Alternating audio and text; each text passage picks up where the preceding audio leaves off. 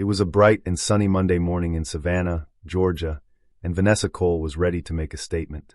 Adjusting the brim of her vintage straw hat, she straightened her navy blue blazer, feeling the crispness of the morning air. She stepped out of her well-maintained, compact hybrid car, and as she glanced ahead, the upscale dealership came into view, its glassy facade reflecting the warmth of the sun's early rays. Vanessa had been eyeing a particular luxury SUV for months now, a symbol of quiet triumph after decades of hard work, persistence, and dedication. Today was the day she would finally make it hers. As she entered the showroom, the cool, air-conditioned air enveloped her, not because of the temperature, but because of the sharp, lingering stares. The ongoing conversations between the staff slowed to a halt, and every set of eyes in the room turned to her. Vanessa's outfit, though simple, carried an elegance. Her blazer was impeccably tailored, her shoes polished to a shine, but it was her worn leather handbag, evidence of years of use, that truly caught the attention. It wasn't her attire that drew the stares, though. It was the soft glow of her warm brown skin and the salt and pepper curls that framed her face. A salesman, sharply dressed in a tight-fitting suit and sporting a slick haircut, approached her. His name tag read Greg, and his smile seemed practiced, yet didn't quite reach his eyes. "Good morning, ma'am," he said, his voice polite but devoid of warmth. "How can I assist you today?" Vanessa's smile was calm and confident, unwavering. "Good morning," she responded, her voice steady. "I'd like to take a closer look at the 2024 Infiniti QX80. She pointed toward the gleaming pearl-white SUV on display, its sleek design catching the sunlight. For a brief moment, Greg's smile faltered, just long enough for Vanessa to notice before he quickly regained his composure. "Ah, yes, the QX80. Quite the vehicle," he said slowly, his tone dripping with condescension. "Are you sure you're looking for something in that range?" He made a vague gesture toward the lower-end models positioned on the edge of the showroom floor. Vanessa didn't flinch. Her expression remained serene. "I'm sure," she replied simply, her eyes fixed on the luxury vehicle. A younger salesman, Eric, wandered over, clearly intrigued by the interaction. He leaned in close to Greg and muttered something under his breath. The two chuckled, a quiet exchange that Vanessa heard but chose to ignore. Instead, she walked over to the Infiniti and gently placed her hand on the hood, letting her fingers glide over its flawless surface. "What's the price on this model?" she inquired, keeping her tone even. Greg folded his arms, a smug smirk tugging at his lips.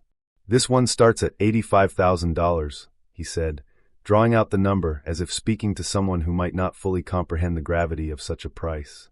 Vanessa nodded thoughtfully, taking in the SUV's features and design.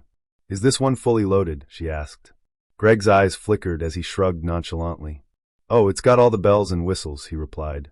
"But we have some excellent pre-owned models as well. They're more approachable." Eric snickered in the background, and just then, another voice from across the room chimed in. "Maybe she's just here for a test drive. Gotta live the dream somehow." The laughter that followed was soft but sharp enough to slice through the calm atmosphere. But Vanessa remained composed, her face unreadable. Without saying another word, she thanked Greg and calmly walked out of the dealership. Her heart wasn't pounding with anger, but with something far more powerful, determination. Pausing by her car, she glanced back at the gleaming building one last time. Adjusting her hat, she climbed into her vehicle, the engine purring to life, and drove off, her mind already racing with plans.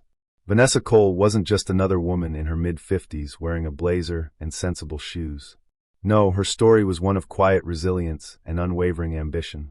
Born and raised in a small town near Charleston, South Carolina, Vanessa had grown up during a time when opportunities for black women were few and far between. Her parents, both school teachers, instilled in her a deep sense of pride and an unrelenting work ethic. Vanessa spent 30 years building her career in finance, steadily climbing the ranks in an industry where she was often the only woman of color in the room. But she didn't just manage money, she mastered it. Through meticulous planning, smart investments, and a sharp eye for detail, Vanessa built a portfolio that allowed her to retire early. But retirement didn't mean stepping away from her passions. Instead, she poured her energy into mentoring young women of color, helping them navigate their careers and break through the barriers that once held her back. The SUV was more than just a car to Vanessa. It was a symbol of a milestone achieved, a tangible reward for decades of discipline and sacrifice. Yet, her visit to the dealership served as a stark reminder of how the world still judged people based on appearances. That evening, As Vanessa sat at her dining table with a steaming cup of green tea beside her, reviewing her financial records, she came across the dealership's listing. She'd seen it months ago while browsing investment opportunities, but at the time, it hadn't piqued her interest. Now it seemed almost poetic. With quiet resolve, she picked up the phone and dialed her financial advisor. The next morning, the dealership was buzzing with its usual energy. Salespeople gathered around the coffee station, laughing and sharing stories about eccentric customers. Greg, in the midst of telling a tale about yesterday's encounter, said, "Did you see her? She probably doesn't even make that much in a year," stirring his coffee absent-mindedly. Eric grinned, replying, "You're nicer than I am. I'd have told her to check out the used car lot down the street." Their laughter rang out, loud and unrestrained, the kind that assumes the subject of the joke will never hear it. But Vanessa wasn't the type of person who let such moments slip unnoticed. By noon, she was sitting in a conference room with the dealership's owner, finalizing the paperwork. By the end of the meeting, she wasn't just leaving with keys to an SUV, she had keys to the entire dealership. That afternoon, Vanessa returned to the showroom. This time, she didn't linger by the cars. She walked directly toward the manager's office. Jeff, the general manager, greeted her with a confused expression. "Can I help you?" he asked. Vanessa smiled calmly. "Yes, I believe it's time to gather the staff. I have an announcement to make." Within minutes, the entire team was assembled in the showroom. Greg and Eric stood toward the back, their previous bravado replaced with an air of curiosity. Vanessa stood tall, her posture commanding the room's attention. "Good afternoon," she began, her voice steady and authoritative. "My name is Vanessa Cole, and as of this morning, I am the new owner of this dealership." Some employees resisted and eventually left, but those who stayed found themselves inspired by her leadership and vision. A stunned silence fell over the room. Greg's face drained of color, and Eric shifted uncomfortably. Jeff, the manager, stood frozen, his jaw hanging open, but he quickly regained his composure. "Excuse me," he stammered. Vanessa nodded, her resolve unwavering. "That's right. The deal was finalized just hours ago. I wanted to introduce myself and outline a few changes we'll be making." She paused for a moment, letting her words sink in. "Yesterday, I came in as a potential customer and was treated with a lack of professionalism and respect.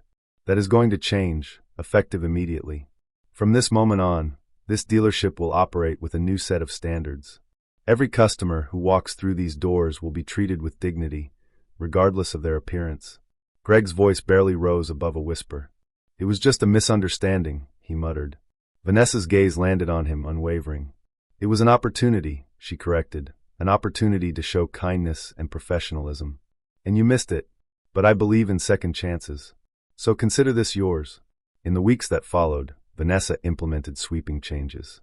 She introduced customer service training, workshops on unconscious bias, and launched community outreach programs. Her leadership was transformative. Greg, humbled by the experience, slowly began to change. Vanessa didn't single him out or seek to punish him, but instead, she provided firm yet supportive feedback.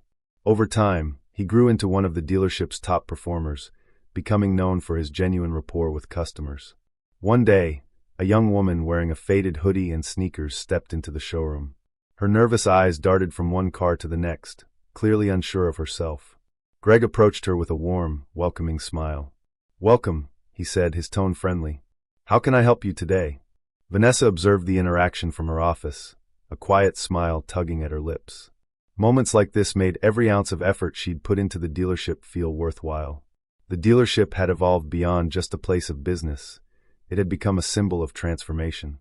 It was now a space where respect, professionalism, and integrity were non-negotiable. For Vanessa, the greatest triumph wasn't the acquisition of the dealership or even its shift into a pillar of the community. The real victory came when she saw the change in those around her. She had taken a moment of personal humiliation and turned it into an opportunity to redefine what success truly meant, not just for herself, but for everyone who entered her world. In doing so, she made it clear that respect wasn't just a luxury, it was an essential standard. Through her actions, she reminded the world that dignity and kindness should never be optional. They are fundamental, and they have the power to reshape lives.